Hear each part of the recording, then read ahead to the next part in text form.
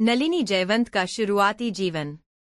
नलिनी जयवंत का जन्म 18 फरवरी 1926 को मुंबई के गिरगांव में एक पारंपरिक मराठी परिवार में हुआ था। इनके पिता कस्टम ऑफिसर थे और फिल्मों में काम करने वाले लोगों से उन्हें सख्त नफरत थी। नलिनी उनकी तीसरी संतान थी। नलिनी के अलावा उनके 2 बेटे भी थे। नलिनी को बचपन से ही डांस करने का बेहद शौक था और उनके शौक को उनके पिता ने भी सपोर्ट किया। नलिनी को एक बढ़िया कथक टीचर से कथक की ट्रेनिंग दिलाई गई। साथ ही साथ नलिनी ने हीराबाई ज्वेरी से क्लासिकल म्यूजिक की ट्रेनिंग भी ली। जन्म 18 फरवरी 1926, मुंबई। मृत्यु 20 दिसंबर 2010, आयु 84 वर्ष, चेंबूर, मुंबई। जीवन साथी प्रभुदयाल, विवाह 2010, वीसी देसाई, विवाह 1946। बचपन में ही गया था फिल्मों से आकर्षण। जिस जगह नलिनी का घर था वहां पास में ही इंपीरियल, ड्रीमलैंड और स्वास्तिक नाम के सिनेमा हॉल मौजूद थे और कई दफा नलिनी को इन सिनेमा हॉल्स में फिल्में देखने का मौका भी मिला था। फिल्मों के प्रति उनमें एक गजब का आकर्षण था। हालांकि तब तक उन्होंने दूर दूर तक ये नहीं सोचा था कि आगे चलकर वो फिल्मों का एक बड़ा नाम बनेंगी और ना ही उनमें ऐसा सोचने की हिम्मत भी थी। उन्हें पता था कि उनके पिता फिल्मों में काम करने के कितने ज्यादा खिलाफ थे। उस दौर की दिग्गज अभिनेत्री शोभना समर्थ नलिनी की सगी बुआ की लड़की थी।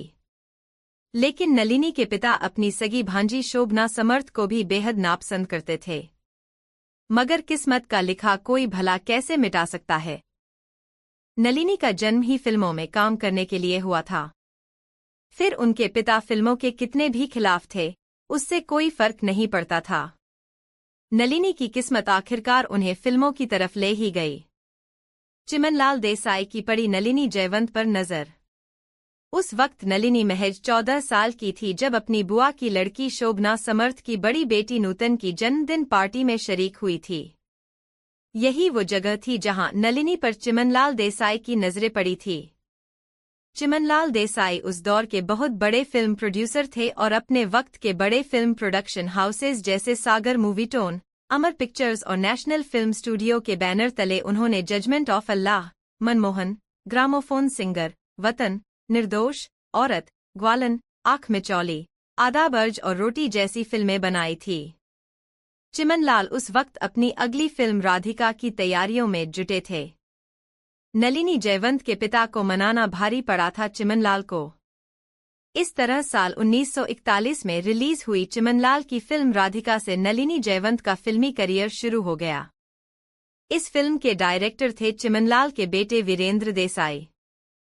फिल्म में नलिनी के हीरो थे हरीश, जो आगे चलकर एक्टिंग छोड़ फिल्म डायरेक्टर बन गए और अपना नाम हरीश से बदलकर तारा हरीश कर लिया। तारा हरीश ने बर्मा रोड, नकली नवाब, काली टोपी लाल रुमाल और 2 उस्ताद जैसी फिल्में बनाई थी। नलिनी जयवंत एक बढ़िया गायिका भी थी। पहली फिल्म राधिका में नलिनी ने केवल एक्टिंग ही नहीं की थी। इस फिल्म में उन्होंने कुछ गाने भी गाए थे। इनमें से 3 गाने सोलो थे और 4 गाने डुएट्स थे जिनमें उन्होंने हरीश, नूरजहां और मारुति राव के साथ अपनी आवाज दी थी। अपनी दूसरी फिल्म बहन में नलिनी ने 4 गीत गाए थे। आँख मिचौली में 7 और निर्दोष में 6 व आदाब अर्ज है में नलिनी ने 4 गीतों को अपनी आवाज दी थी। इन सभी फिल्मों में नलिनी ने एक्टिंग भी की थी। वीरेंद्र देसाई से शुरू हुआ नलिनी का अफेयर। इन फिल्मों में काम करने के दौरान ही नलिनी का अफेयर चिमनलाल देसाई के बेटे वीरेंद्र देसाई से शुरू हो गया। जबकि वीरेंद्र देसाई पहले से शादीशुदा थे और एक बच्चे के पिता भी थे। इन सब बातों के बावजूद साल 1945 में नलिनी ने वीरेंद्र देसाई से शादी कर ली। ये जानते हुए भी कि वीरेंद्र देसाई न केवल शादीशुदा हैं और एक बच्चे के पिता हैं, बल्कि उम्र में भी उनसे काफी बड़े थे।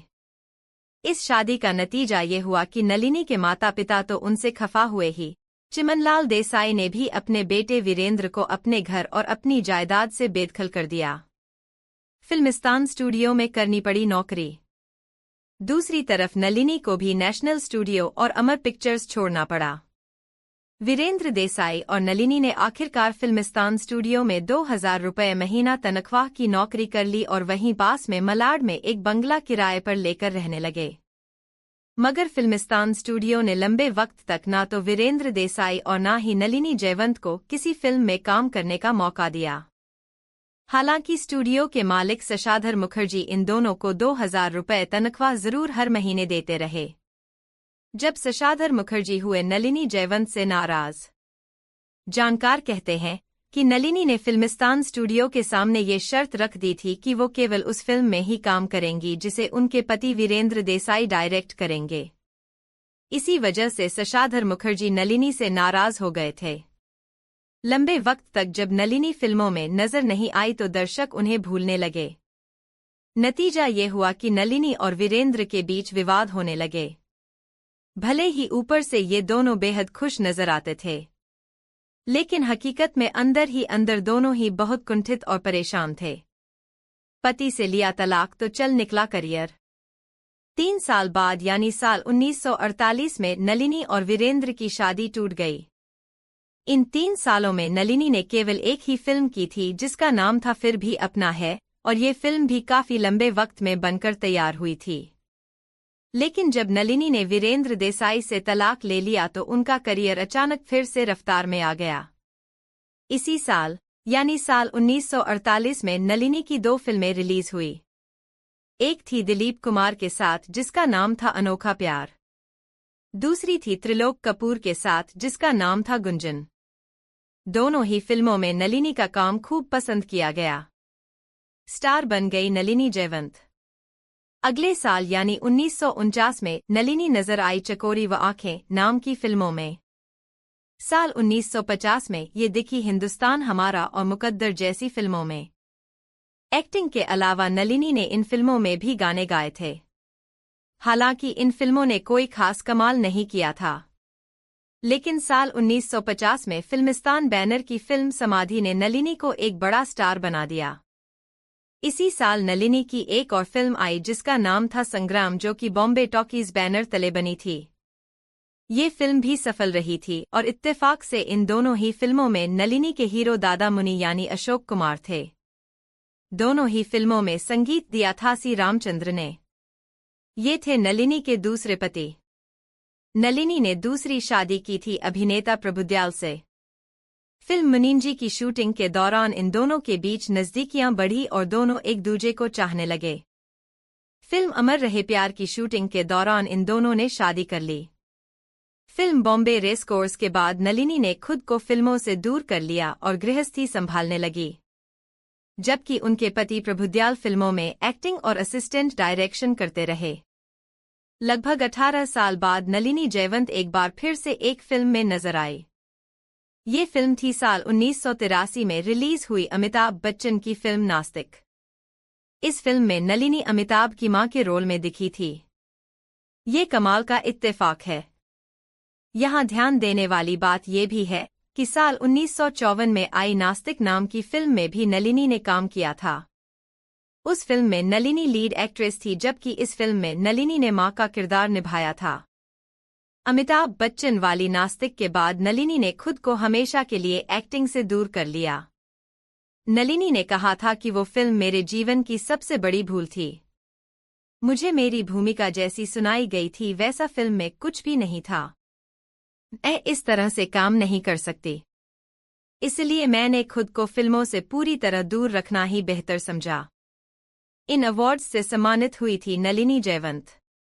वहीं इन्होंने वारसदार नाम की एक गुजराती फिल्म में भी काम किया था जो कि साल 1948 में रिलीज हुई थी। चूंकि छोटी उम्र से ही नलिनी ने संगीत की शिक्षा भी ली थी तो अपने पूरे करियर में नलिनी ने कुल 39 गाने भी गाए थे। बात अगर नलिनी को मिले अवार्ड्स के बारे में करें तो साल 1959 में उन्हें फिल्म काला पानी के लिए film fair best supporting actress का अवार्ड दिया गया था, जबकि साल 2005 में दादा साहेब फाल्के एकेडमी ने नलिनी को लाइफ टाइम अचीवमेंट अवार्ड से सम्मानित किया था।